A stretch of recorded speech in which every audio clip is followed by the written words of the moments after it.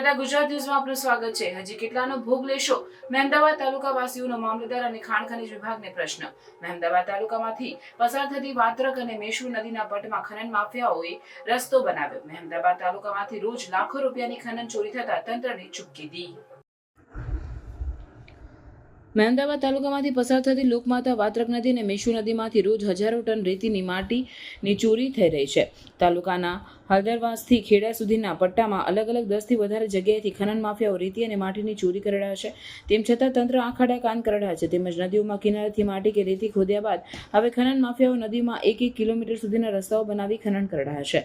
છેલ્લા કેટલાય વર્ષોથી મહેમદાવાદ તાલુકામાં ગેરકાયદેસર રેતી અને માટી ચોરીની ઘણી ફરિયાદો મામલતદાર કચેરી અને નડિયાદ ખાણ ખનીજ વિભાગની કચેરી સ્થાનિકો દ્વારા કરવામાં આવી હોવા છતાં ખનીજ વિભાગના અધિકારીઓ દ્વારા કોઈ ધ્યાન આપવામાં આવ્યું નહીં હોવાથી ખનીજની કરુણાંતિકા સર્જાઈ હોવાનું સ્થાનિકો જણાવી રહ્યા છે. મહેમદાવાદ તાલુકામાં 10થી વધારે જગ્યાએ ગેરકાયદેસર રીતે રેતી તેમજ માટી ચોરી કરવામાં આવે છે, પરંતુ તંત્ર આંખાડા કાન કરે છે, જેને કારણે તાલુકામાંથી પાણીના સ્તર પણ નીચા ઉતરી ગયા છે. મહેમદાવાદ તાલુકામાં હળદરવાસ, કોઠીપુરા, ઘોડાસર, માંકવા, મુદજ, મહેમદાવાદ, સેવાદળ, વિરુલ, પડસાતજ, મહેમદાવાદ, ટેકરીઓ વિસ્તાર, રોહિસા, કનેજ, આમસરણ, સાદરા જેવા વિસ્તારોમાં કાયદાની આડમાં ગેરકાયદેસર રેતી અને માટી ચોરીનું ખૂબ જ મોટા પાયે ખનન કરવામાં આવી રહ્યું છે. જે બાબતે વારંવાર અધિકારીઓને જાણ કરવામાં આવી હોવા છતાં કોઈ પણ અધિકારી એક પણ ગેરકાયદેસર લીઝ ધારકોને પકડાતા નથી. તેનાથી વિશેષ ગેરકાયદેસર માટી અને રેતી ખનન કર્યા બાદ પણ ઓવરલોડ ગાડીઓ ભરીને ખનન માફિયાઓ જાહેરમાં જતા હોય છે.